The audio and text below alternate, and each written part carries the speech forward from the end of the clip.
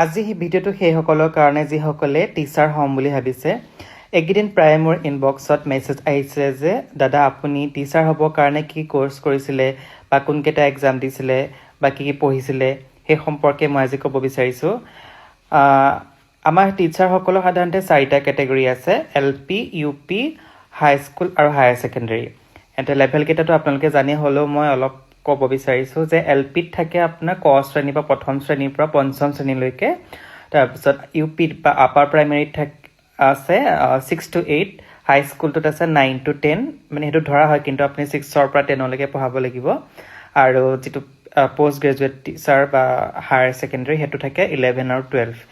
এতিয়া মানে মই প্ৰথমতে LPত টিচাৰ কৰি আছিলোঁ, গতিকে আমি যেতিয়া এপ্লাই কৰিছিলোঁ তেতিয়া BEd যিসকলৰ ডিগ্ৰী আছিলে সেইসকলেও LPত এপ্লাই কৰিব পাৰিছিলে। কিন্তু বৰ্তমান সময়ত এটা মানে হাইকোৰ্টে এটা অৰ্ডাৰ দিলে যে যিসকলৰ BEd ডিগ্ৰী আছে তেওঁলোকে কেৱল BEd ডিগ্ৰী আছে তেওঁলোকে মানে LPত এপ্লাই কৰিব নোৱাৰে।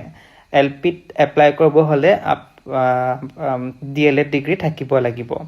গতিকে LP স্কুলত টিচাৰ হ'বৰ কাৰণে DLEd ডিগ্ৰী লাগিব আৰু মিনিমাম একাডেমিক কোৱালিফিকেশ্যন আপোনাৰ হায়াৰ ছেকেণ্ডেৰী পাছ, আৰু আপোনাৰ যিটো টেট আছে LPৰ টেট আপুনি চিটেটো দিব পাৰে।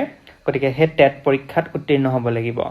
নেক্সট আহিলে UPৰ কাৰণে আপোনাৰ লাগিব DLEd ডিগ্ৰী নহ'লে BEd, সেই যিকোনো দুটাৰ ভিতৰত এটা থাকিলেই হ'ল। আৰু আপোনাৰ একাডেমিক কোৱালিফিকেশ্যন লাগিব, আপোনাৰ গ্ৰেজুৱেট হ'ব লাগিব।